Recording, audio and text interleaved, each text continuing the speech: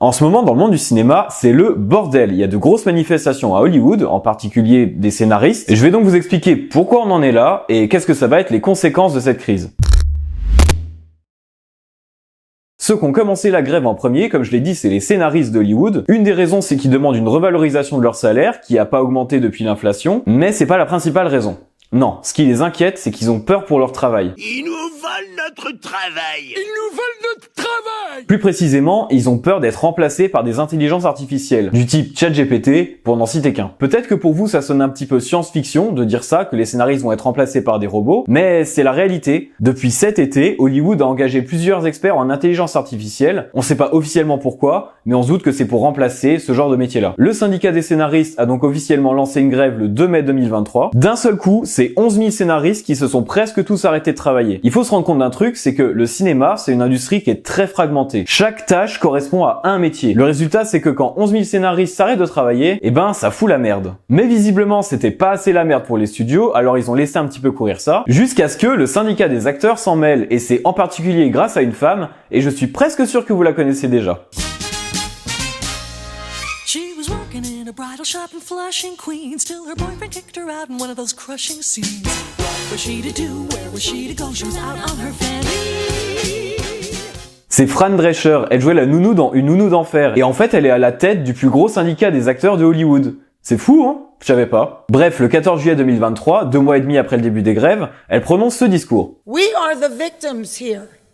We are being victimized by a very greedy entity. I am shocked by the way the people that we have been in business with are treating us. How they plead poverty, that they're losing money left and right when giving hundreds of millions of dollars to their CEOs. It is disgusting. Shame on them. They stand on the wrong side of history. What are we doing? Moving around furniture on the Titanic? It's crazy. So the jig is up, AMPTP. We stand tall. You have to wake up and smell the coffee. We are labor and we stand tall and we demand respect and to be honored for our contribution. You share the wealth because you cannot exist without us. Thank you.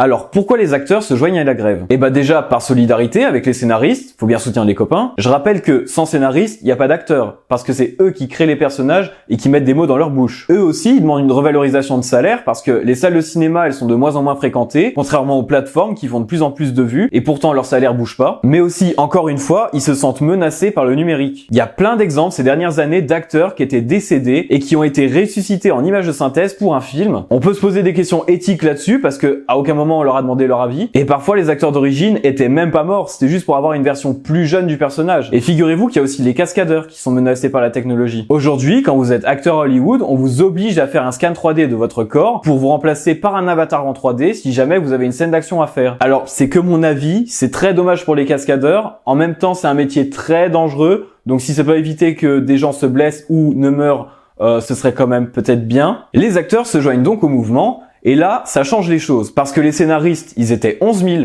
Les acteurs, à eux tout seuls, ils sont 160 000. La dernière fois que des acteurs et des scénaristes ont fait la grève ensemble à Hollywood, c'était dans les années 60. C'est pas du jamais vu, mais presque. Le résultat de cette grève, c'est qu'il y a beaucoup de productions qui ont pris du retard et qui vont continuer à en prendre. Stranger Things, The Last of Us, Deadpool 3, Gladiator 2. Au final, en 5 mois, la grève a coûté 5 milliards de dollars à Hollywood. Même pour Hollywood, ça fait beaucoup. Donc au bout d'un moment, ils ont bien été obligés de faire un pas vers les syndicats. 5 mois après le début des grèves, on a appris le 25 septembre qu'un accord de principe avait été trouvé entre les syndicats et les studios. On sait pas encore exactement ce qu'il y a dans cet accord de principe, mais de toute façon, il est valable que pour une durée de 3 ans, et en plus de ça, ça concerne que les scénaristes. Il y a rien pour les acteurs. Du coup, les grévistes, ils sont un peu contents, mais en même temps pas trop contents. Et donc en réponse, ils ont décidé d'arrêter de manifester devant les studios, mais de continuer la grève. Donc c'est pas du tout fini. Une manifestation de 170 000 personnes dans une industrie aussi grosse que le cinéma américain, c'est sûr que ça va laisser des traces. C'est évident. Soyons clairs, le cinéma, il est en train de changer. Il a déjà changé. Le football, il a changé. Avec les salles de cinéma qui sont de moins en moins fréquentées, avec l'explosion des plateformes numériques, et je parle même pas de la disparition du format physique. Je veux dire, c'est quand la dernière fois que vous avez acheté un DVD ou un Blu-ray?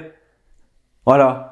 C'est à cause de vous que le cinéma est en train de mourir. Vous le savez ça? On consomme plus nos films et nos séries comme avant. Et plus que ça, on les fabrique plus comme avant. Alors ce serait peut-être bien qu'on change la façon dont on considère et qu'on rémunère ceux qui les font. Est-ce que c'est vraiment ça le cinéma du futur qu'on veut? Des salles qui disparaissent et des scénarios écrits par des robots? Cette grève, elle a au moins le mérite de nous rappeler que les personnages qui nous font autant rêver, eh ben, ils sont écrits et joués par des gens qui sont bien réels. Et ce serait peut-être bien que ça reste comme ça.